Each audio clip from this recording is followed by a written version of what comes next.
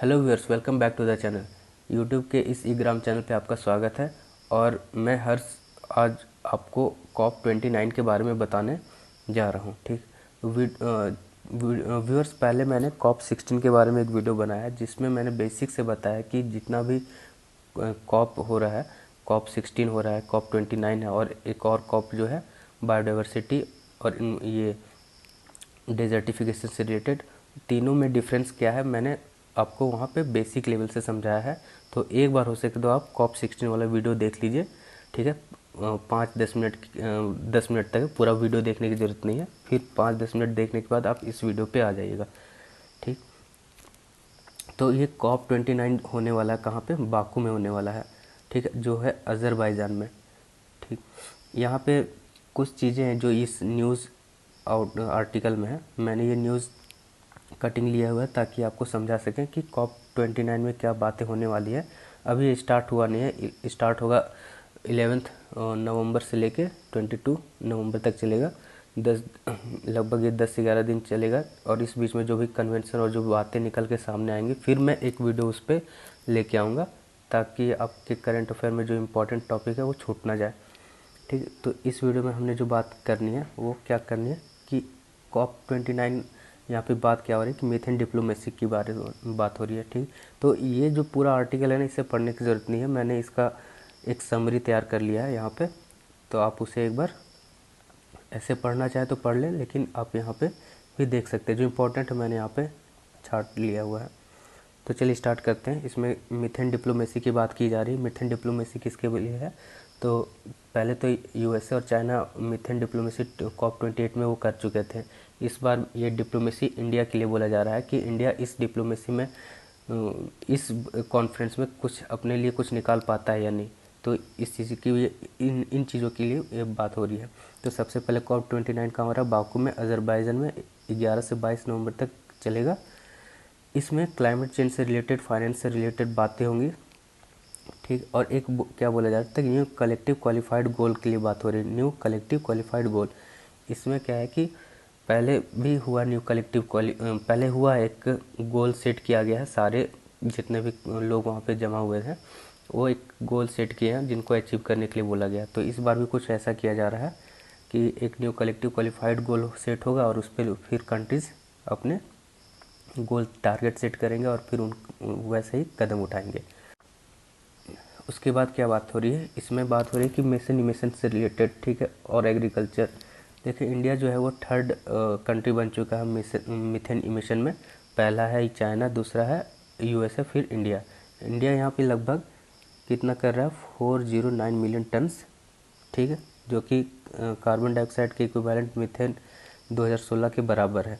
ठीक, यहाँ पे क्या है कि लार्जेस्ट कंट्रीब्यूटर कौन सा सेक्टर है? यहाँ पे ये जानने वाली बात है कि जो लार्जेस्ट कंट्रीब्यूटर है 74%।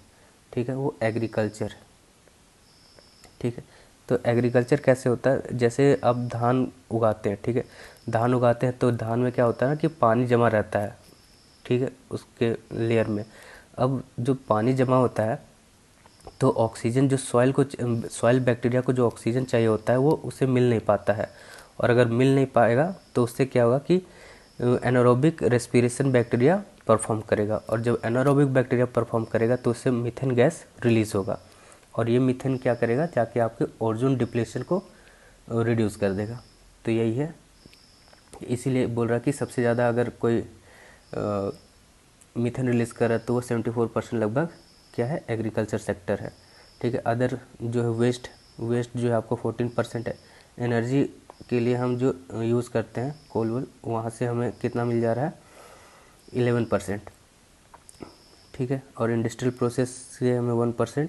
तो ऐसे करके हमारा जो मीथेन रिलीज़ हो रहा है इन्वायरमेंट में, उसके बारे में बात की गई है कि 74% आपका कहाँ से हो रहा है? एग्रीकल्चर से। वेस्ट से हो रहा है 14%, एनर्जी से हो रहा है 11% और 1% जो हो रहा है इंडस्ट्रियल प्रोसेस से।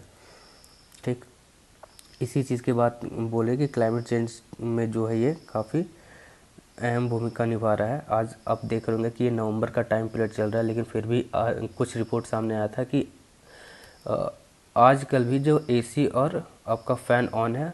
तो आप समझ सकते हैं कि अभी के टाइम में नवंबर का जो महीना ये स्टार्ट हो गया, यहाँ पे काफ़ी ठंड पड़नी चाहिए थी, लेकिन फिर भी आप देख रहे होंगे कि अभी एसी और फैन ऑन है। तो ये क्लाइमेट चेंज सीवियर कंडीशन को दर्शा रहा है। फिर यहाँ पे किस चीज़ के बाद दिल्ली भालसवा एक जगह है, ये डंपिंग साइट है, ठीक है, दिल्ली का। उसे बोला जा रहा है कि वहाँ से पार्टिकुलर मैटर लेवल जो है वो मतलब कि काफ़ी हाई हो गया है, ठीक है, 2022 से। तो वो डंपिंग ग्राउंड है, वहाँ पे वेस्ट मैनेजमेंट अगर सही से नहीं होगा तो दिक्कत है, ठीक है। फिर नेक्स्ट क्या है कि इंडियाज़ क्लाइमेट इनिशिएटिव, इंडिया क्या ले रहा है, ठीक है। तो इंडिया गवर्नमेंट का जो ये है, ठीक, नामसा national mission for sustainable agriculture. इसमें क्या बातें होंगी, इसमें यही होगी कि देखिए हमें क्या करना है, अनडाउटेबली कि हमें कंट्री को तो डेवलप करना ही है। कंट्री को डेवलप करना है तो उसमें क्या होगा कि इन्वायरमेंट को थ्रेट जाएगा, क्योंकि हमें एक साइड से डेवलप भी करना है और आप चाह रहे हैं कि इन्वायरमेंट को हार्म ना पहुँचे, ये कैसे होगा। तो इस चीज़ के लिए एक nation mission for sustainable agriculture की बात की कि हमें एग्रीकल्चर में से इतना मीथेन रिलीज़ हो रहा है और जो भी नेचर को थ्रेट पहुंच रही है उसको हम कैसे रिड्यूस कर सकते हैं। सस्टेनेबल एग्रीकल्चर बोला जा रहा है कि हम ग्रो भी करें, एग्रीकल्चर भी ग्रो करें और नेचर को थ्रेट भी ना पहुंचे, ठीक। तो उसके लिए एक नामसा करके जो ये स्कीम है उसे गवर्नमेंट लेके आ रही है, ठीक। यूएस चाइना मीथेन पार्टनरशिप, यहाँ पे क्या है कि यूएसए और चाइना का जो मीथेन पार्टनरशिप है वो COP28 में ही हो गया था, ठीक। अब इंडिया को बोला जा रहा है कि ये COP29 जो होने वाला है बाकू अजरबैजान में, तो इंडिया क्या वहाँ से अपने लिए असिस्टेंस ले सकता है क्या, ठीक है, ताकि वो मीथेन को मिटिगेट कर सके, ठीक। नेक्स्ट क्या है, अब ये तो इंडिया पे है कि इंडिया कैसे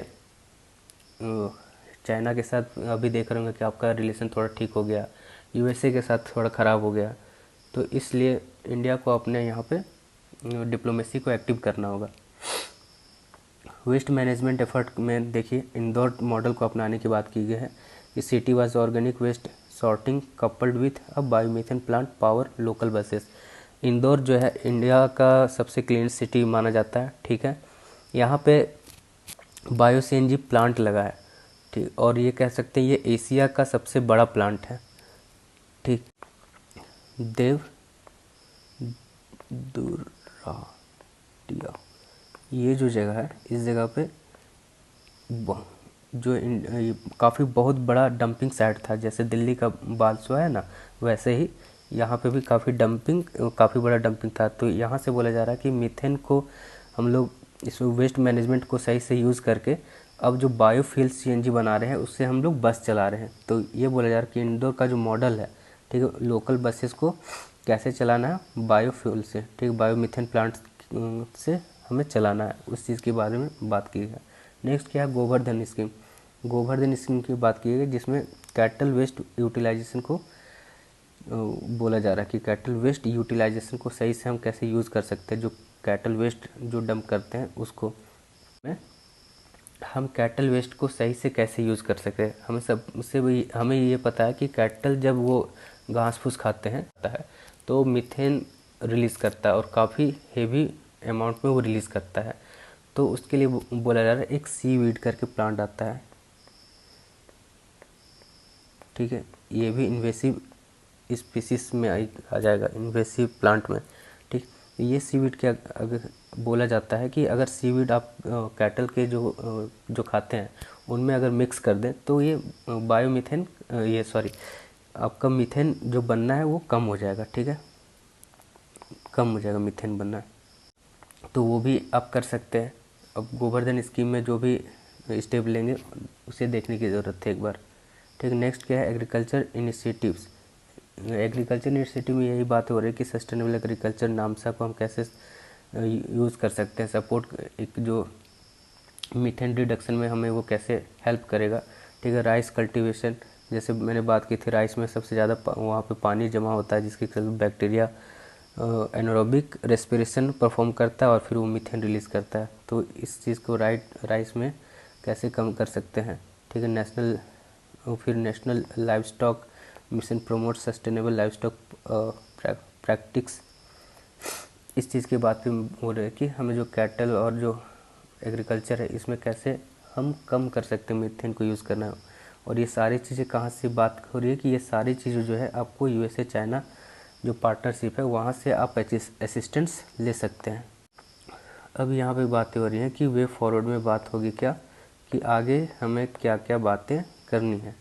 तो इंडिया क्या कर सकता है, COP29 में इंटरनेशनल सपोर्ट मांग सकता है। ठीक है, जो भी कंट्री अगर कुछ अच्छा कर रहे हैं तो उनसे वो असिस्टेंस ले सकता है।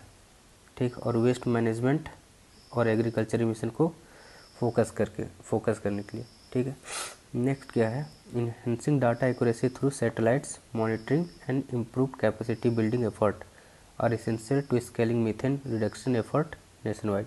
ये बोला जा रहा है कि हमें सैटेलाइट से मॉनिटर करना चाहिए कि वेस्ट मैनेजमेंट में कहाँ डंप किया हुआ कचरा है उसको हमें वहाँ से हटाना है, कम करना है। ठीक है, वेस्ट, और उसको वेस्ट मैनेजमेंट के थ्रू हमें कैसे बायोगैस में कन्वर्ट करके हमें कुछ यूज़ करना है बायो फ्यूल के जैसे। ठीक, तो वो बातें होंगी।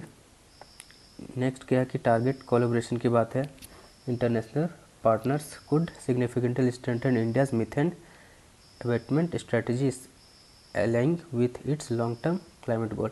यही बोला जा रहा है कि हम सब एक कोलैब करते हैं कि सब कोई साथ आते हैं और एक इंटरनेशनल पार्टनरशिप के तहत जो भी कुछ अच्छा होगा वो शेयर करेंगे ताकि ऐसे मीथेन को हम कम कर सकते हैं। ठीक, इन्वायरमेंट से। तो इस न्यूज़ आर्टिकल में इतना ही था।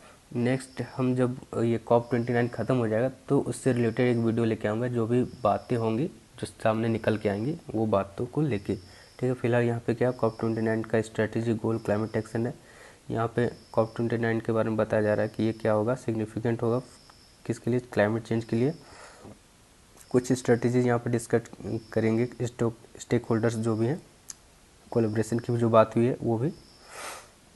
COP29 का गोल क्या है, गोल है commitment reduce greenhouse gas emission. ठीक है, कॉन्फ्रेंस फोकस ऑन किसके एम्बिशियस टारगेट फोस्टिंग इनोवेशन। ठीक, and ensure that nation remains accountable for the climate pledge. ठीक है, नेशंस को क्लाइमेट प्लेज के लिए बात की गई कि जो वो प्लेज लेते हैं उन्हें वो पूरा भी करें। हमने भी अपना एक पंचामृत टारगेट सेट किया हुआ है। ठीक है, तो वही बातें हो रही है कि जो प्लेज लेते हैं तो भाई तुम जो प्लेज लिए उसे तो पूरा करोगे।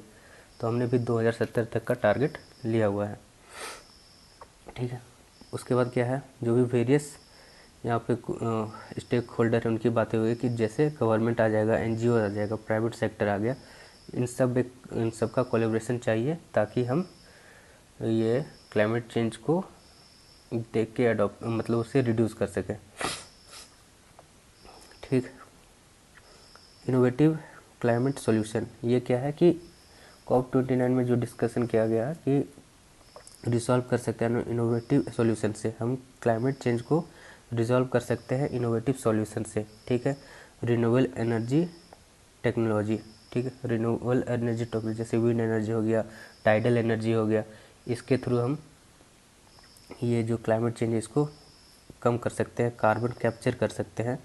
सस्टेनेबल प्रैक्टिस की बातें हो रही है। ठीक है, रिसर्च और डेवलपमेंट की भी बातें हो रही है। ये सारे चीज़ें जो है वो COP में डिस्कस होंगे।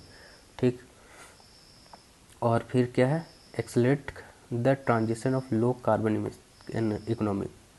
इकोनॉमी की भी बात की गई है। चैलेंजेस क्या होने वाले हैं, चैलेंजेस होने वाले हैं 2020 ये COP29 में। सिग्निफिकेंट चैलेंजेस क्या है कि फंडिंग का इशू है। देखिए वही है कि सारी कुछ तो हमें करना है, ये करना है, वो करना है, पर इसके लिए फंड कहाँ से आएगा, IMF देगा, वर्ल्ड बैंक देगा या कौन देगा, तो डेवलपिंग कंट्रीज़ को देंगी। बस ये टारगेट सेट किया जाता पर इसके लिए कुछ ऐसा ठोस कदम उठते नहीं दिख रहा है। ठीक है, कंक्लूजन वही है जो COP69 में मैंने लास्ट में कहा था, कॉल टू एक्शन की बातें हो रही है। ठीक है, अब नहीं तो कभी नहीं। तो गोल है क्लाइमेट एक्शन के लिए यही अचीव करना हमारा जो गोल है, वी मस्ट फोस्टर कोलैबोरेशन, एक साथ आने की भी बात हो रही है यहाँ पे। वही इनोवेशन को हमें अपनाने की बात की गई है। ठीक है, साथ आएंगे तभी हम साथ विकास कर सकेंगे। ठीक, तो यही थी व्यूअर्स कॉप 29 की जो अभी न्यूज़ आया था कि ये होने वाला है। तो जब देखते हैं ये 10 दिन, अगर इसके बीच में अगर जो भी डिसीजंस लेते हैं कॉन्फ्रेंस में, अगर वो ख़त्म होता है तो मैं एक सॉलिड वीडियो लेके आपको कॉप 29 का आऊँगा। ठीक है, तब तक के लिए इस वीडियो को लाइक शेयर सब्सक्राइब कर लीजिए और जो भी सुझाव है आप नीचे कमेंट सेक्शन में दे सकते हैं।